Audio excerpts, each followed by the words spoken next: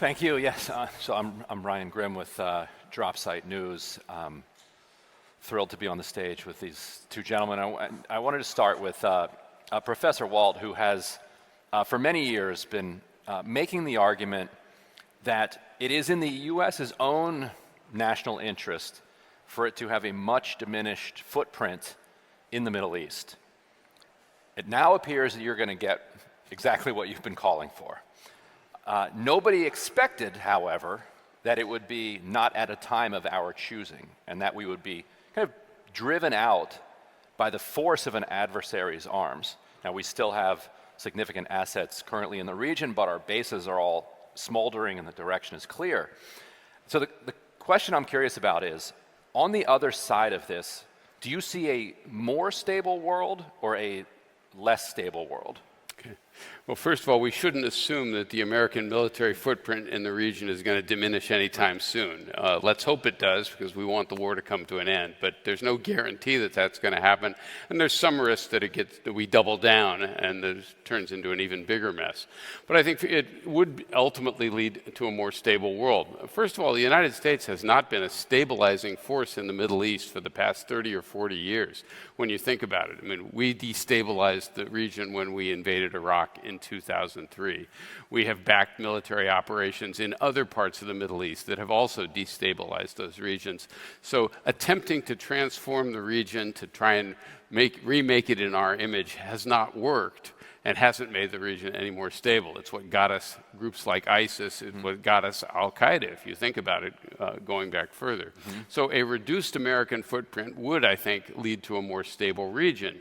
And that would be an American Middle East policy where instead of having special relationships with one or two countries and no relationship at all with some other countries, we have normal relations with all of them, where we support those countries that we think are acting consistent with our interests and values, and we distance ourselves when they're not. And that's closer. It's not identical, but it's closer to the policy that the United States followed in earlier periods in its history.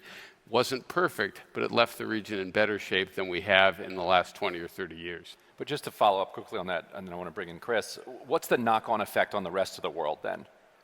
The knock-on effect, I think, is quite substantial of the current situation now, because the effect of the war in Iran, of course, is even more egregious or even more harmful to many other countries around the world who are facing much higher energy prices because they depend on that oil more than the United States does, are facing much higher food prices because fertilizer isn't getting out the Persian Gulf. And what I think this is really doing is raising real doubts about American judgment and competence. If you're an American ally in Asia, in Europe, in other parts of the Middle East, you really have to wonder about the quality of American decision-making that we could make such a catastrophic blunder, sort of acting out of our back pocket, as you will. Right, and Chris, and by Chris Hedges, they mentioned the Chris Hedges report. Everyone should also, if you haven't watched his YouTube page, it's terrific. You covered the Iraq War. You've been covering war and peace, for much of your career, maybe your entire career. And so I'm curious, after having missed it so badly when it came to Iraq, how did the United States miss it so badly again? Many of the same people, but what is it about our system that fails to learn lessons? It's ideologically driven. So all of the Heritage Foundation, all of these think tanks are funded by the war industry, and that's how you resurrect the same people. Elliott Abrams. I was overseas for 20 years as a reporter. I dealt with Elliott Abrams during the war in El Salvador, and Robert Kagan, who was his deputy. And they never go away, even though they're wrong about everything, because they're shills for the people who make money from war. They don't know anything. I think it's also coupled with the degradation of the diplomatic service. Empires need competent and skilled diplomats, not only to read your adversary, but even read your friends. And even my time overseas, I watched embassies just get turned over to military attaches in the CIA. And that means that you can't actually, take the case of the war in Iraq, it's driven by Cheney and Wolfowitz and Pearl, who imposed their own ideology. The idea that Baathists would greet us as liberators, that democracy would be implanted in Baghdad and emanate outwards across the Middle East, the idea that the oil revenues in Iraq would pay for the reconstruction. This was a non-reality-based belief system, no different from the non-reality-based belief system of the Trump administration that thought it was all going to be over in 3 days and they would kill the supreme leader, and everybody, of course, fed to him by the Israelis, by Netanyahu, would come out into the streets, and you don't have to worry about the Strait of Hormuz because the government would be pro-Western. This is just Alice in Wonderland garbage. And as John pointed out, there were people in the military, our own intel, who tried to caution, but we live in a system where checks and balances, the right of Congress under the Constitution to declare what's all been jettisoned for the whims and bizarre intuitions of Donald Trump. And we're in big trouble now because Iran has all the leverage and will take a lot of pain. And let's not forget, as John mentioned, that twice in the last year they've been attacked, unprovoked attack, this is a war crime, in the midst of negotiations, once in Geneva. And so this is an existential battle for Iran. And they have the ability, you already have in India, the Philippines, Japan has twice now had to go into its strategic reserve. There are countries, our allies, who are paying tremendous prices. Here we're a little, in the United States anyway, we're a little cushioned, but diesel is way up, fertilizer, the knock-on effect, and I think just to close, that the longer this continues, the more it actually disrupts the supply chain. The more it breaks down. You can't get helium, you can't make microchips, and that breaking down that supply chain is it's going to be very costly and time-consuming to resurrect. So Iran has the potential to really drive us. We're already probably in a recession, but to really, if the Trump administration is obstinate, drive us towards a really frightening global depression. And so, Professor Walt, this war is currently a coalition of the United States and Israel, and kind of a two-part question. The first part is a counterfactual. So in mid to early February, as the New York Times has since reported, Netanyahu, as Chris mentioned, came to Washington, D.C., went to the Situation Room, gave a 90-minute presentation for why the United States should join Israel in attacking Iran, and as a day or two later, Trump said, I'm in, we're going to do this. Marco Rubio later said that the timing was chosen because Israel was going to attack Iran. They knew that then Iran would attack the U.S. in retaliation, so we'll hit them first. Right. So first question is, absent Israeli pressure, do you suspect that there were enough forces arrayed inside the United States that would have pushed Trump to war? And relatedly, how does the United States get out of the war with Israel pushing for us to stay in it? Netanyahu has said he doesn't want the war to end. We need to remove the uranium by force, and so forth. Yeah. Well, first point to emphasize is Donald Trump is a grown-up, and he makes his own decisions. So he doesn't get off the hook just because he was being pressed by Israel to do this. Israel has been. Let's imagine he wasn't being pressed. No, exactly. Yeah. If he was not being pressed, I don't think he would have done this. Right? There was no imminent threat from Iran. Iran was not about to develop a nuclear weapon. You'll remember, of course, we had supposedly obliterated its nuclear capabilities back last summer when we did a short version of this. So absent this 90-minute briefing, I think Trump wouldn't have done it. Now, absent the successful kidnapping of Maduro, he probably wouldn't have done it either. I think he did, believe that the American military was magical and could pull off something.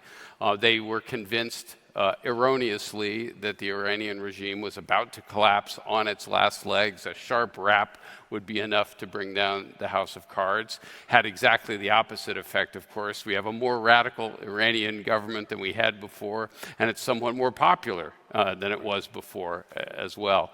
So, but absent that briefing, I don't think he does this because, the one final thing that may have played a role, and I can't get inside his head, is this desire to be hailed as the greatest American president ever.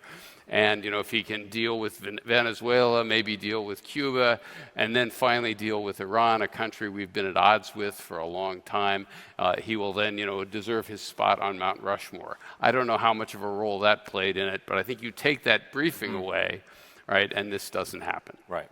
Now, what about getting out of the war? So the U.S. has its own interests, but Israel has agency as well.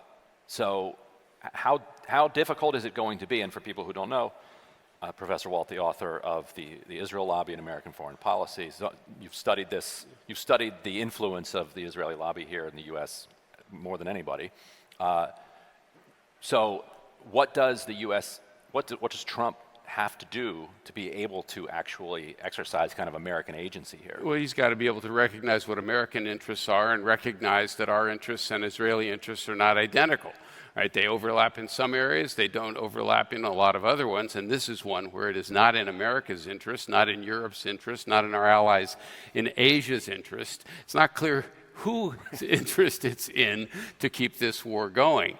Having made a mistake, most of us know that when you make a big blunder, you don't get out of it without paying a price. And the question is whether or not the United States is going to be willing to admit that it erred, and it's going to get an outcome that's worse than the situation was before the war began. That's going to involve telling the Israelis that we're no longer supporting their war effort towards Iran, and telling Israel that we're going to settle the war, or we're going to end the war now, even if that makes them unhappy.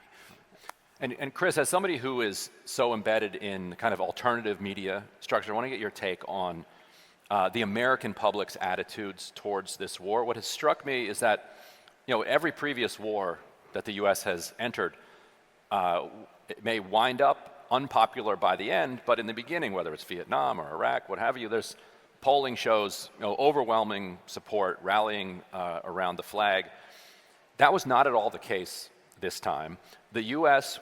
seemed completely unable to kind of gin up any public enthusiasm for it, and quite shockingly, the Iranian public has been able to produce propaganda, including most famously all of these Lego animation videos that have stunningly, kind of deeply resonated with an American public, which is unafraid to say out loud on social media that they are sorry for what the United States is doing, and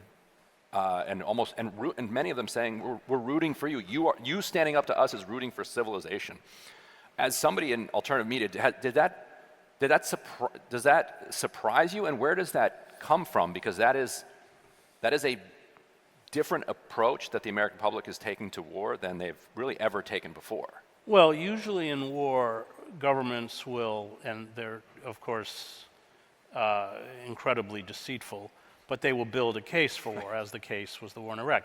The Trump administration made no effort. It was not only that, let's not forget that they never even informed, forget our allies in Europe, they never informed the GCC countries, which have paid a tremendous price in this war. They weren't consulted, they didn't want it, and that again I think is an indication of the gross incompetence of the Trump administration. I mean, I had covered Iraq, so I was very outspoken against Bush's call to invade Iraq, but it was a very lonely stance. In fact, I would come into the New York Times and my phone message bank would be full of death threats because that propaganda effort, of which unfortunately my newspaper at the time was a part of, was very effective. And that's always true, usually in war. You build the case for war, it may be based on lies, it often is, Tonkin Gulf resolution, everything else, but they never even made the effort. And I think that is a window into the deep decay within the American body politic. Can I add something? Remember, the other part of this is that Donald Trump ran for president in 2016 as the peace candidate, opposing forever wars, claiming the American foreign policy establishment was, incompetent and needed to be replaced. And he ran in 2024 saying he was the peace candidate. Kamala Harris would get you into wars. So part of what's happening here is Americans starting to say, that doesn't seem to be true. Right. Gets back to what Chris said about how we seem to be hardwired to do this, independent of who's president. But it also, I think, is a sense of betrayal by some, not all, but some of Trump's supporters, that he didn't live up to what he'd always promised. Right. Not only did he not make the case for it, he actively made the case against it quite consistently. And today, if people didn't see the news, he was asked, how does the American people's financial situation play into your thinking about ending this war? And he said, I don't think about the American people's financial interests at all. At zero. Like, oh, okay. Well, that's a guy that's not running for re-election. Chris mentioned Robert Kagan as and one of the neocons who was cheerleaded war for decades at this point. In the last couple days, he put out a very interesting essay about laying out basically how the United States had lost the war against Iran, sounding maybe much like yourself. What do you make of a figure like Kagan coming out in that way? What does that say about the kind of pro-war institutions in the United States that you've spent so much time studying and have such an outsized influence on our policymaking? Are they rethinking things, or is he a special case? I would like to think they're rethinking it. And there is this group of former neoconservatives that now are thought of as never-Trumpers, in part because they understand that whatever other disagreements you might have, that this is threatening sort of essential features of American democracy in some ways. So I'd like to think that Bob Kagan has, thought about some of his prior positions, realized that the things he advocated in the past did not work out particularly well, and is smart enough to have looked at this war and seen how unnecessary it was and how it has left us in a much weaker position. So I'm going to conclude that he's finally willing to agree with me, and I welcome that. There we go. The New York Times reported, I think today or yesterday, that, and I'll ask this of Chris, Professor Walt, if you have any thoughts on it too, feel free to weigh in, that Iran maintains, they estimate, 70% of its ballistic missile capacity and 90% of its underground storage, that Iran for decades had been preparing for a war in which they would not have air superiority, built massive missile cities basically under mountains, and that the U.S. is able to hit the entrances to these. They have bulldozers inside the mountains that can then clear the opening and just keep firing again. Meanwhile, their budget used to be $10 billion, maybe now it's up to 15, 20, maybe you know the exact figure. It's a very relatively small military budget. Meanwhile, we have a $1 trillion military budget. They're asking for $1.5 trillion. And in roughly 40 days, we exhausted, apparently, much of our kind of global ammo supplies.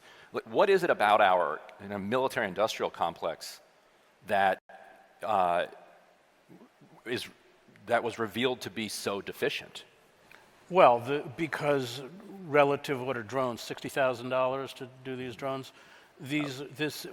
We've been. And the Israeli military, by the way, in southern Lebanon, their tanks have all been taken out by these killer drones too.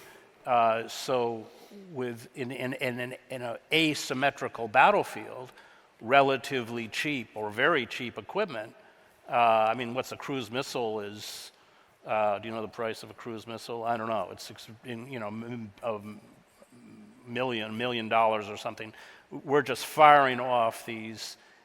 We have technologically superior forces, but like our fleet has to remain 800 miles away because these ship-to-shore missiles can take out an aircraft carrier. So I think it's a classic example of, the war in Vietnam would be a good example of that. The war in Afghanistan against the Taliban would be a good example of that.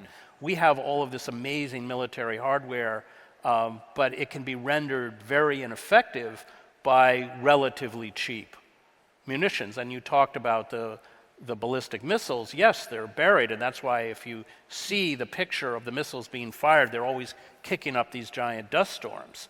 And you can bomb the mountains, which we have, but it doesn't affect it. So you don't need much. And Iran has been preparing for this for a long time. That whole Strait of Hormuz, which I think is 1,600 miles long, it's very long, it's just littered with, it reminds me of the 1905. It's the reason we won't send our fleet in there. It reminds me of the Russian Imperial fleet goes to fight Japan in 1905, and the Japanese sink every ship. Well, that's basically what would happen if we tried to deploy it in the Strait of Hormuz. Yeah. Chris Hedges, Professor Stephen Walt, thank you so much for being here with me. Ryan Grimm with Drop Site News. Thank you so much. All right.